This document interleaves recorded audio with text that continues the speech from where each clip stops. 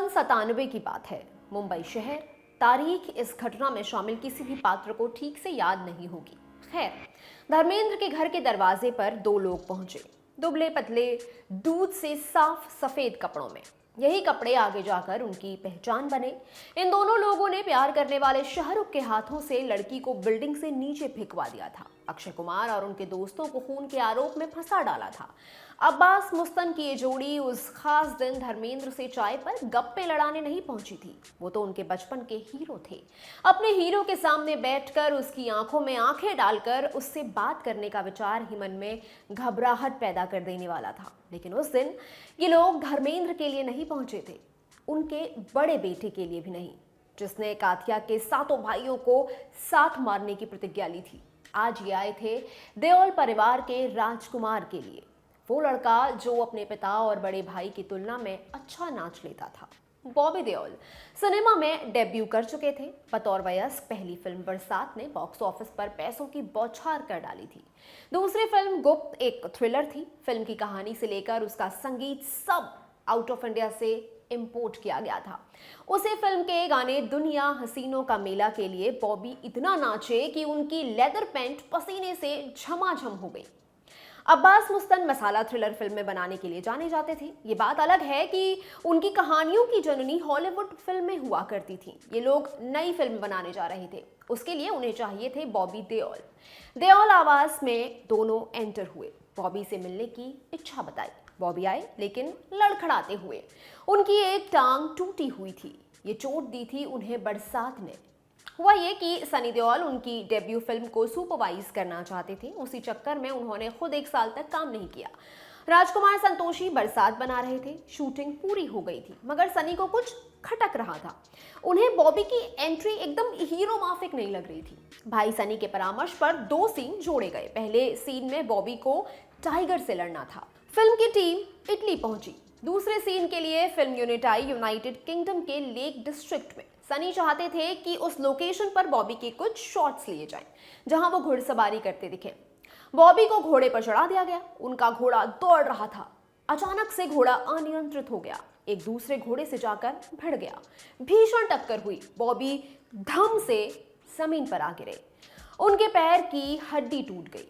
Operation हुआ, पैर में सपोर्ट के लिए रॉड लगाई जो आज तक मौजूद है। अब्बास मुस्तन जब मिलने पहुंचे तब बॉबी उस चोट से रिकवर ही कर रहे थे।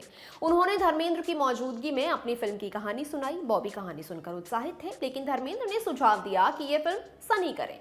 वजह थी बॉबी की चोट। अब्बास मुस्तन अपने हीरो को सीधे मना तो नहीं कर सकते, पर मन मारकर फिल्म भी नहीं बनाना चाहते थे। उनकी कहानी के लिए बॉबी ही फिट बैठते थे। अपनी बात पर कायम रहे। बॉबी अब्बास मुस्तन के साथ अपनी पहली फिल्म करने वाले थे। फिल्म थी 1998 में आई शोल्डर। उस साल आई सबसे बड़ी हिंदी फिल्मों में से एक। अनु मलिक के म्यूजिक से पिरोए गाने सदाबहार हो गए। जिस तरह अब्बास मुस्तन बॉबी देओल से मिलने पहुंचे थे, ठीक उसी तरह कुछ महीने पहले उनसे भी एक आदमी मिलने आया था। फिल्म इंडस्ट्री से ताल्लुकात रखता था। हाय हेलो हुई, गर्म चाय के प्याले खाली हुए। वो आदमी एक ऑफर लेकर आया था। नाम था श्याम गोयल। ये सज्जन धर्मेंद्र की फिल्म तहलका के लिए डायलॉग लिख चुके थे। अब वो अब्बास मुस्तन के लिए कहानी लिखना चाहते थे।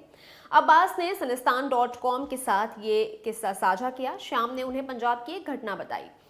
एक फौजी था, उस पर गद्दारी के आरोप लगे। उसकी पत्नी को गांव वालों ने घर से बाहर घसीट कर निकाला। गुस्से में माथे पर गोद दिया, मेरा पति देशद्रोही है। इतनी बर्बरता पर भी लोग शांत नहीं हुए। उस औरत को गांव से बाहर निकाल दिया गया। वो दौर इंटरनेट का नहीं था, इसलिए मीडिया में ये खबर नहीं उछली।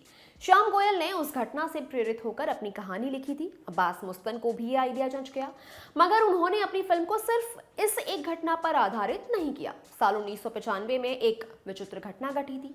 17 दिसंबर 1995 की वारदात है। पश्चिम बंगाल के पुरुलिया जिले के ऊपर से एक प्लेन गुजरा, उससे हथियार नीचे फेंके गए। इस घटना का नाम पड़ा पुरुलिया आर्म्स ड्रॉप। इस घटना में आनंद मार्ग का नाम आया। किम डेवी नाम के शख्स को मुख्य आरोपी बताया गया, लेकिन आज तक इस घटना में किसी को भी दोषी ठहराकर सजा नहीं दी गई है। पुरुलिया आर्म्स ड्रॉप ने लोगों और मीडिया में खासी सनसनी पैदा की थी।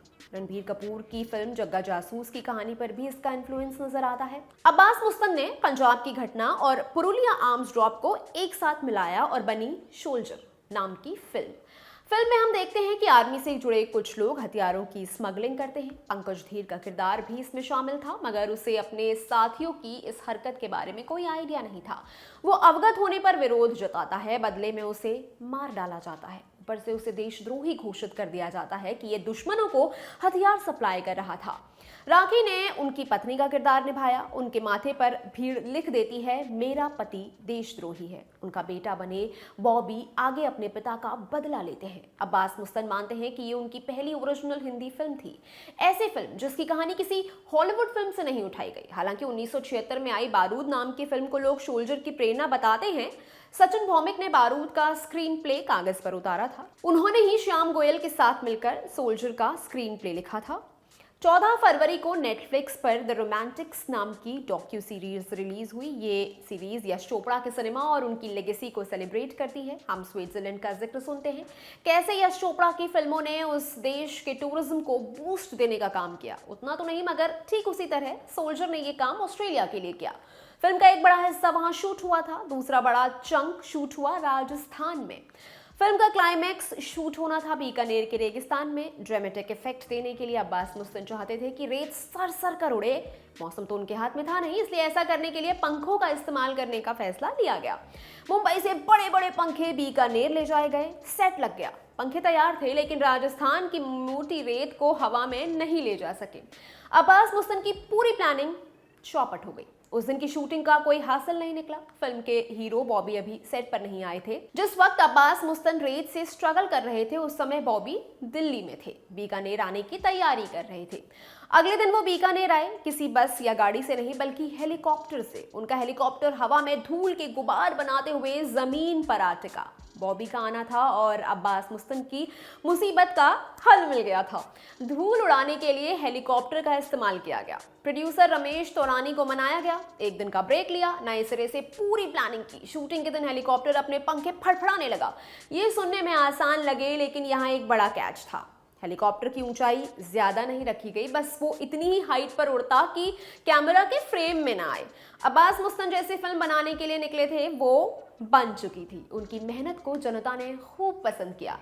सोल्जर सुपरहिट फिल्म बनी। बॉबी देओल और उनकी पार्टनरशिप की नींव रख दी। प्रीति जिंटा को उनकी पहली बड़ी कमर्शियल सक्सेस दिलाई। 90s वाली जनता को उनकी कल्ट क्लासिक कहलाए जाने वाली फिल्म दी। आपकी इस फिल्म से जुड़ी कोई यादें हैं तो हमें कमेंट बॉक्स में ज़रूर साझा कर सकते हैं। आपके लिए तमाम जानकारी जुटाई थी मेरे साथी यमन ने। मैं हूं गरिमा, आप देख रहे हैं लल्लन टॉप सिनेमा। शुक्रिया।